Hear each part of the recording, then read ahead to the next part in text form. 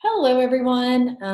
Today we're going to be talking about depressive disorders, and as you know, very, very common. I don't know why this is not coming up.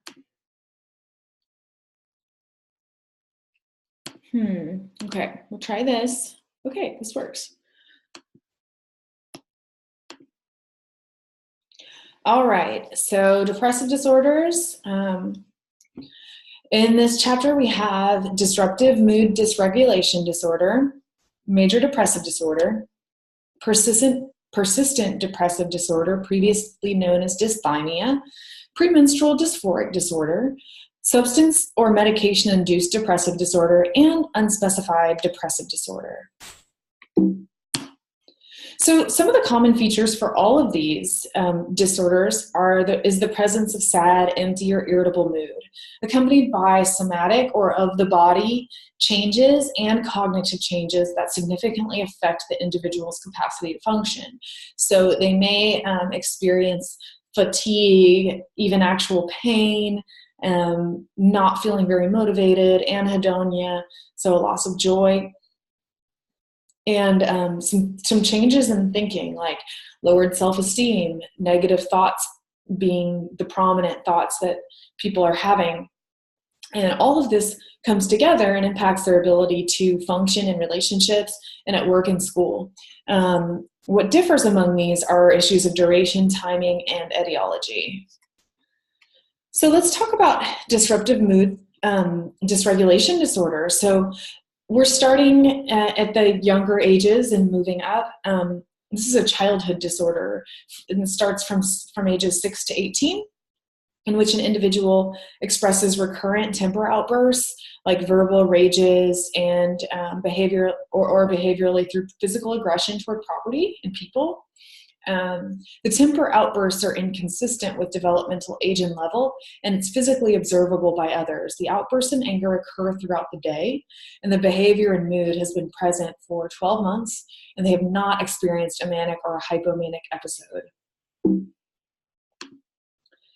So estimates are unclear in the community in terms of prevalence, but it likely falls in the 2 to 5% range. And rates are expected to be higher in males and school-age children than in females and adolescents. The onset of disruptive mood dysregulation disorder must be before 10 years old, and the diagnosis should not be applied to children with a developmental age of less than 6. Children with chronic irritability are at risk for developing unipolar depressive and/or anxiety disorders in adulthood.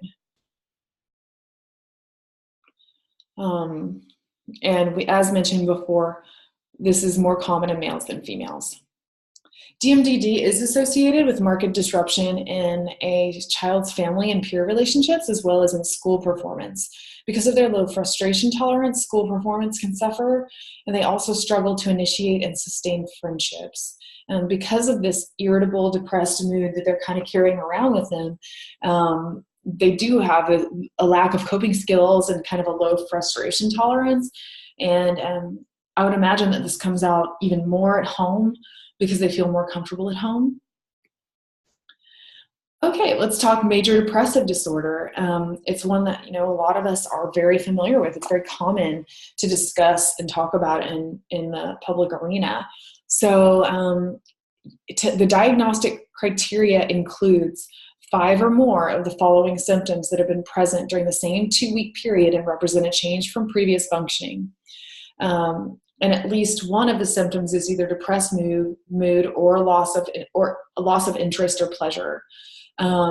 So it has to be for at least 2 weeks.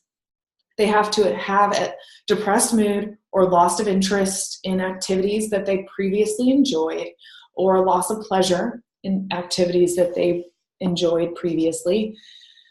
And they need 5 or more symptoms of depressed mood most of the day, nearly every day, is indicated by either subjective reports that they feel sad, empty, hopeless, or they seem tearful, diminished interest or pleasure in almost all activities most of the day, almost every day, significant weight loss when not dieting, or weight gain, and this is a change of 5% body weight in a month, or decrease or increase in appetite almost every day, insomnia or hypersomnia almost every day, so sleeping not enough or sleeping too much, psychomotor agitation or retardation nearly every day, observable by others, and not merely subjective feelings of restlessness or being slowed down. So other people are like, wow, are you okay? I've noticed a change in pace, like maybe you're moving more slowly. Or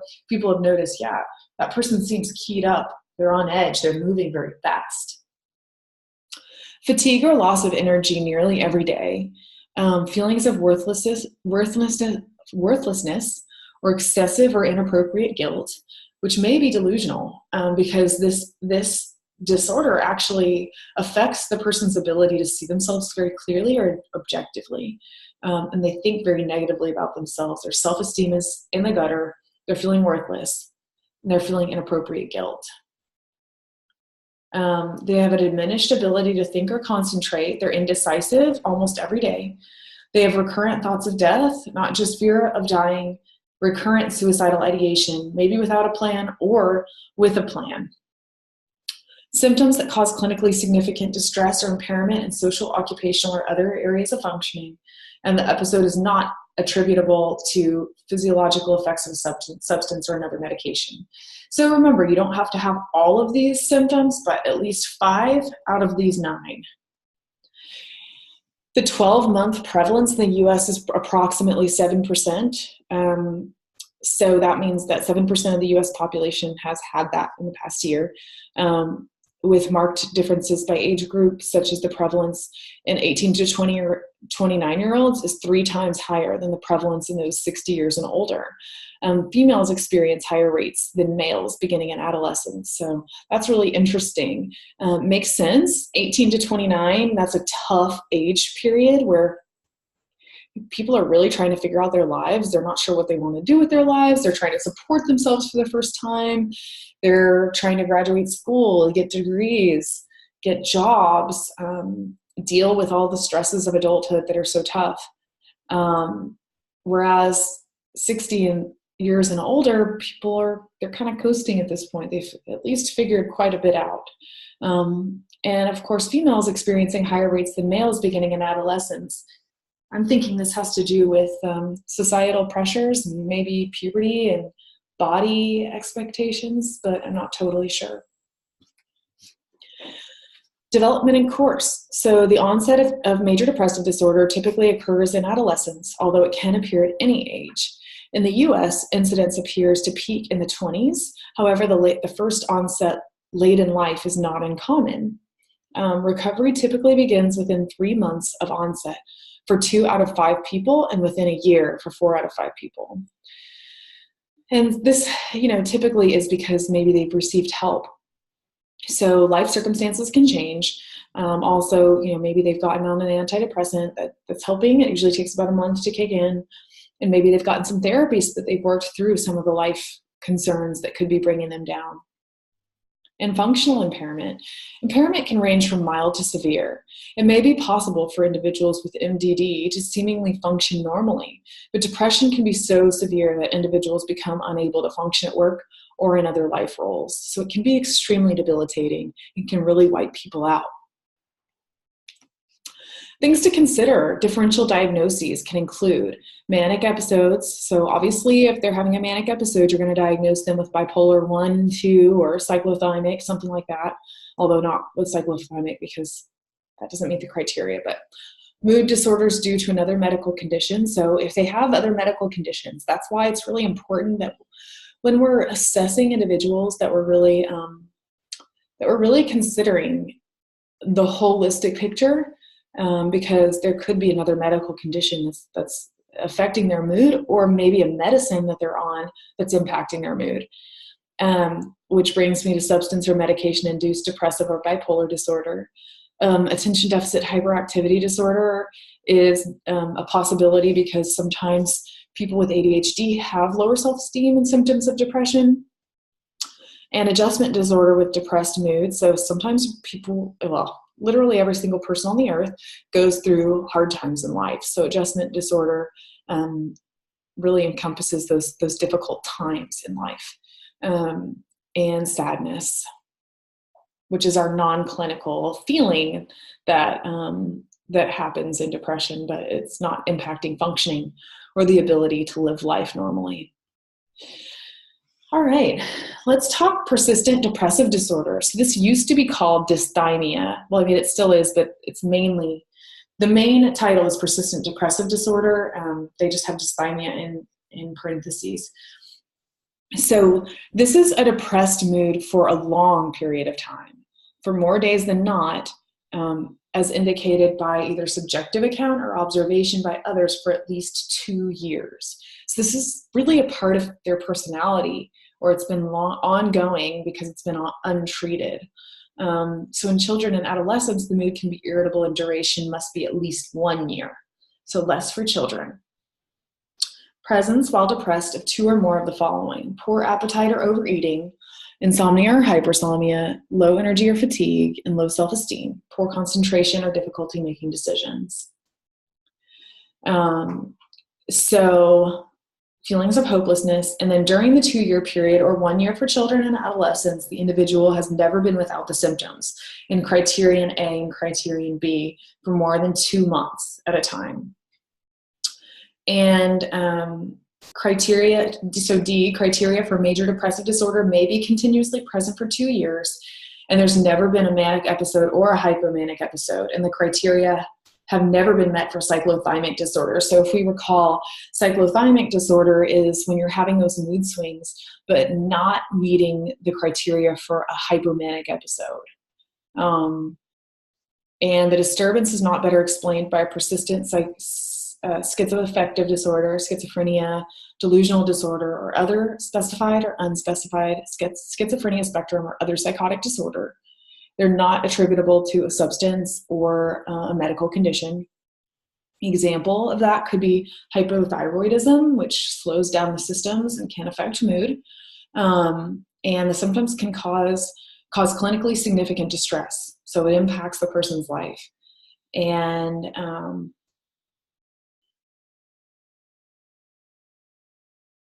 yeah. All right, so this disorder is an amalgam of the DSM-4, dysthymic disorder, and chronic major depressive episode. So the 12-month prevalence in the US is approximately 0.5%, so it's pretty rare for persistent depressive disorder, and 1.5% for chronic major depressive disorder.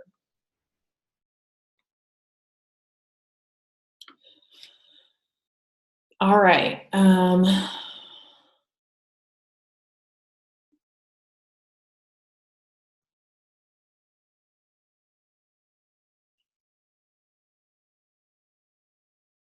Okay, so persistent depressive disorder often has an early onset and is chronic. It's associated with higher likelihood of comorbid personality disorders and substance use disorders, risk and prognostic factors. So in younger people, they're temperamental if they have high levels of neuroticism or the presence of anxiety disorders or conduct disorders. Environmental risk factors include parental loss or separation, and genetic and physiological risk factors include relatives with depressive disorder, a number of brain regions that have been implicated in a number, and genetically a number of brain regions have been implicated in PDD. And the functional impairment is very similar to major depressive disorder, but it can vary. So you want to, differential diagnosis can include major depressive disorder. Of course, this is the length of time we're looking for. So if this is persistent for 2 years, psychotic disorders, depressive or bipolar disorder related to another medical condition, substance or medication-induced depressive disorder or bipolar disorder, and personality disorders. Premenstrual dysphoric disorder. So this is a major depressive disorder or an intense symptoms related to being a woman who's premenstrual. So premenstrual syndrome are sort of the normal things that come with negative symptoms that come along with with menstruation, but premenstrual dysphoric disorder is very extreme. So we'll talk about that. And in the majority of menstrual cycles, at least 5 symptoms must be present in the week before the onset of menses, start to improve within a few days after menses, and become minimal or absent in the week post-menses. So 1 or more of the following symptoms must be present. Marked affective lability, so mood swings, feeling suddenly sad or tearful, or increased sensitivity to rejection. Irritability or anger or increased interpersonal conflicts. Depressed mood, feelings of hopelessness or self-deprecating thoughts. And anxiety, tension, or feelings of being keyed up or on edge. Okay. And 1 or more of the following symptoms must be additionally present to reach a total of 5. Decreased interest, so kind of all 4 of these mainly. And so 1 or more, well, it could be a few of those and a few of these, but it has to reach 5 total. Decreased interest in usual activities, subjective difficulty in concentration, lethargy, easy fatigability, or marked lack of energy, marked change in appetite, overeating, or specific food cravings, hypersomnia or insomnia, a sense of being overwhelmed or out of control, and physical symptoms such as breast tenderness or swelling, joint or muscle pain, a sensation of bloating or weight gain. So this is kind of like PMS on steroids. It's very extreme. And note, the symptoms and criteria A through C must have been met for most menstrual cycles that occurred in the preceding year. The symptoms are associated with clinically significant distress or interference with work, school, usual social activities, or relationships with others. And the disturbance is not merely the exacerbation of the symptoms of another disorder. And criterion A should be confirmed by prospective daily ratings during at least 2 symptomatic cycles. And the symptoms are not attributable to substance, medication, or medical condition. Delusions and hallucinations have been described in the late luteal phase of the menstrual cycle, but are rare. And the premenstrual phase has been considered by some to be a risk period for suicide, because the feelings can be so intense that the rationality is gone and someone may choose to end their life, especially if they're struggling with MDD on top of premenstrual dysphoric disorder. And the prevalence, a 12-month prevalence, is between 1.8% and 5.8% of menstruating women. Onset of premenstrual dysphoric disorder can occur at any time after menarche, and it's been reported that symptoms increase closer to menopause, cease after menopause, and cyclical hormone replacement can trigger re-expression of symptoms. So you gotta watch hormone levels all throughout the women's developmental course. Risk and prognostic factors include the environment, so stress, history of trauma, seasonal changes, and sociocultural aspects of female sexual behavior in general and female gender role in particular. So gender roles in society that are learned can impact this. Genetic and physiological, so estimates for heritability between 30 and 80%, with the most stable component of premenstrual symptoms estimated about 50% heritable. So if your mom had PMDD, you're probably going to, well, there's a 50% chance you could have it too. If you have PMDD, there's a 50% chance that your daughter could too. Women, and then course modifiers, so women who use oral contraceptives may have fewer premenstrual complaints than do women who do not use oral contraceptives. And in fact, some women use contraceptives to skip their period altogether. And functional impairment includes clinically meaningful distress and functional impairment that occurs the week before menses. You want to take a look at differential diagnoses that can include premenstrual syndrome. So remember, they have to meet 5 out of those criteria. Dysmenorrhea, so that's like painful crampiness during the premenstrual time. Bipolar, major depressive disorder, and persistent depressive disorder. And of course, those can compound this diagnosis. And use of hormonal treatment. So you're going to be looking at those hormone levels as well. Substance-induced or medication-induced depressive disorder is basically meeting the criteria of major depressive disorder or persistent depressive disorder. but it's because of substance or medication. So this can also be in relation to maybe illicit substances or alcohol. And you can look at the criteria there. And disturbance is not accounted for by a mood disorder that's not substance induced. And it does not occur exclusively during a course of delirium. And the symptoms cause clinically significant distress. And the substance and medication-induced depressive disorder is about 0.26%, so super low. And it must occur during use or withdrawal from a substance, and it most often occurs within the first few weeks of substance use.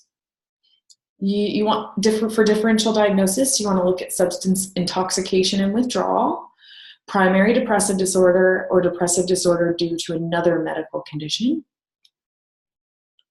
And depressive disorder due to another medical condition is basically a period of depressed mood because of a medical condition. It's directly connected to that medical condition. It's not explained by another mental disorder, and it causes clinically significant distress. And we have our other and unspecified depressive disorders, and those are for people who are meeting the criteria, most of the criteria, but not all the criteria for some of these or all of these or one of these disorders. And that's all I have for you today. And I hope you have a good one. Thank you.